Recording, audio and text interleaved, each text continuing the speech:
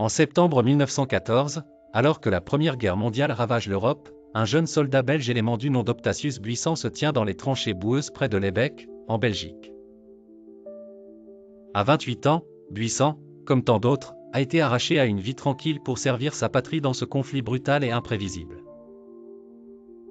Un matin gris, Optatius, désigné pour une mission de reconnaissance, avance prudemment entre les arbres, en essayant de faire le moins de bruit possible.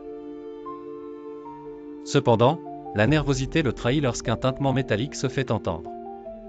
C'est le son des pièces de monnaie qu'il garde sur lui, clinquant au rythme de ses pas. Malgré sa précaution, ce tintement inattendu attire l'attention d'un soldat allemand, qui, percevant le bruit suspect, ajuste son fusil et tire. Le temps semble momentanément suspendu alors qu'une balle fend l'air, se dirigeant droit vers la poitrine d'Optatius. Pourtant, ce qui aurait dû être un tir mortel est miraculeusement dévié. Dans une chance inouïe, la balle heurte une pile de 6 pièces que Buisson transporte dans la petite poche de sa veste.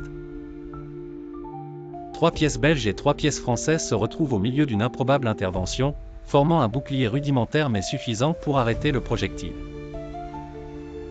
Déconcerté par son incroyable survie, Optatius revient à son poste, blessé mais vivant, sans véritablement comprendre l'envergure de cette chance extraordinaire.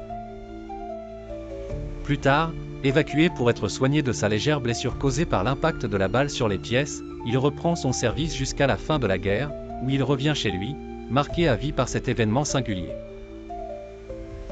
Après la guerre, Optatius Buisson vivra discret et paisible jusqu'à son décès en 1958. Ce n'est qu'après sa mort que ses descendants découvrent l'incroyable histoire du paquet de pièces restées pliées dans sa veste, grâce à un journal de guerre scrupuleusement tenu par son frère. Les pièces, bien que déformées par le choc, demeurent un héritage chargé de la mémoire des sacrifices et de la résilience, aujourd'hui précieusement conservé par son arrière-petit-fils, Vincent, à Anvers.